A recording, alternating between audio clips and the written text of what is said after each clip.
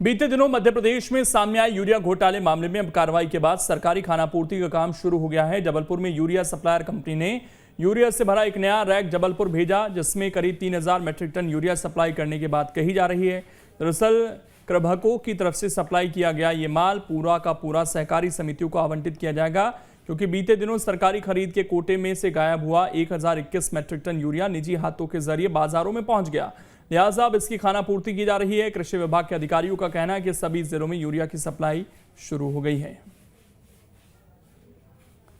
जैसा कि पिछले दिनों एक मामला कर्पूर शाम का सामने आया था, जिसमें डीलर्स यानी फर्टिलाइजर कंपनी और उनके ट्रांसपोर्टर के माध्यम से जो यानी शासकीय प्रोग्राम दिया गया था मंडल प्रबंधक विपणन के द्वारा, उसमें 70% का उन्होंने जो प्रोग्राम दिया था उसके अनुसार उन्होंने सप्लाई ना देते हुए मार्केट में, बल्कि निजी विक्रेताओं को उन्होंने उसकी सप्लाई दे दी थी। जबलपुर में यूरिया घोटाला सामने आने के बाद अब इस मामले पर खानापूर्ति के लिए एक नया रैक भेजा गया है। जबलपुर के कचपुरा माल गोदाम में इस समय यूरिया से भरा एक नया रैक पहुंचाया गया है, जहां से अब इस यूरिया को उन जिलों में पहुंचाया जा रहा है जहां पर यूरिया की पूर्ति नहीं हो पाई थी। दरअसल इस पूरे यूरिया घोटाला का उजागर होने के बाद आनन फानन में इस मामले पर जांच पड़ताल शुरू की गई। जो ट्रांसपोर्ट कंपनी थी उसके खिलाफ कार्रवाई की गई, मामला दर्ज किया गया, लेकिन उन जिलों में जहां पर ये यूरिया पहुंचना चाहिए था वो नहीं पहुंच पाया था।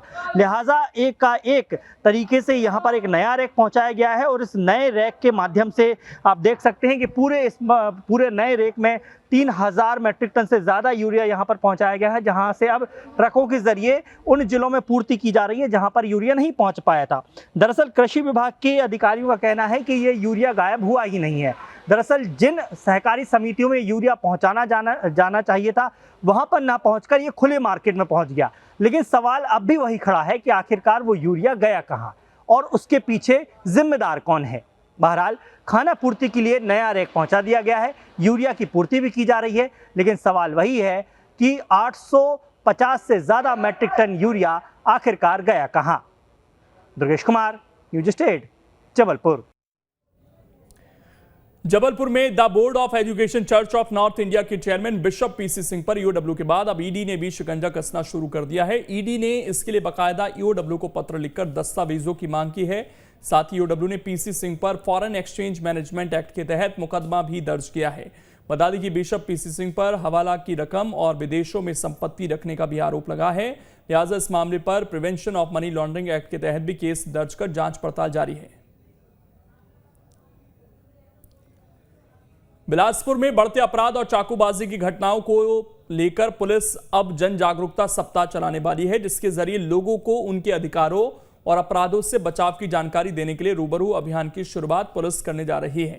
इस अभियान के जरिए पुलिस के अलावा आर्मी, जेल, ट्रैफिक और दमकल जैसे प्रमुख विभाग सीधे लोगों से जुड़ेंगे और अपने काम की बारीकियों की जानकारी देंगे। क्या कुछ खास रहेगा इस अभियान में, वरिष्ठ पुलिस अधीक्षक पारुल माथुर से बातचीत की हमारे संवाददाता रोशन वैद्य ने। बिलासपुर में बढ़ते अपराध को लेकर पुलिस लगातार प्रयास कर रही है। ऐसे में एक रूबरू कार्यक्रम का भी एक आयोजन जो है बिलासपुर पुलिस के द्वारा की जा रही है। क्या ये कार्यक्रम है और किस तरीके से ये कार्यक्रम संचालित किया जाएगा, इसलिए बातचीत करने के लिए हमारे साथ एसएसपी पारुल माथुर जी है। मैम, रूबरू कार्यक्रम बिलासपुर पुलिस कर रही है, क्या खास रहेगा मैम? इसमें उद्देश्य ये है कि एक मेले के रूप में हम जो पुलिस के जितने भी कार्य होते हैं उसको एक आयोजन, एक उत्सव के रूप में पुलिस के बीच में ले जाएं। इसमें कई तरह के स्टॉल्स लगेंगे, जैसे कि साइबर जागरूकता, महिला सुरक्षा, ट्रैफिक अवेयरनेस। साथ ही साथ एक हफ्ते के लिए ड्राइविंग लाइसेंस का जो लर्नर्स कैंप होता है वो भी लगाया जाएगा और इंश्योरेंस कैंप भी। हमने इसमें पुलिस विभाग के साथ साथ जो हमारे और सहयोगी विभाग हैं, जैसे कि होमगार्ड्स हैं जो कि बिलासपुर में उनका ऑफिस है, साथ ही साथ जो फोरेंसिक लेबोरेटरी है, जेल विभाग है और विधिक सहायता का भी जो एक शिविर है वो भी इसमें लगेगा। इसके अतिरिक्त जो अर्धसैनिक बल जिले बिलासपुर जिले में उपस्थित हैं, जैसे कि आरपीएफ, सीआरपीएफ, सीआईएसएफ और सीएफ, ये भी अपने अपने विभिन्न स्टॉल लगाएंगे और सभी को पब्लिक से जुड़ी जो बातें हैं, अपने जो अच्छे कार्य हैं उनका वहाँ प्रदर्शनी करेंगे। इसके साथ ही साथ पुलिस परिवार की कुछ महिलाएं हैं जो कि कुछ फूड स्टॉल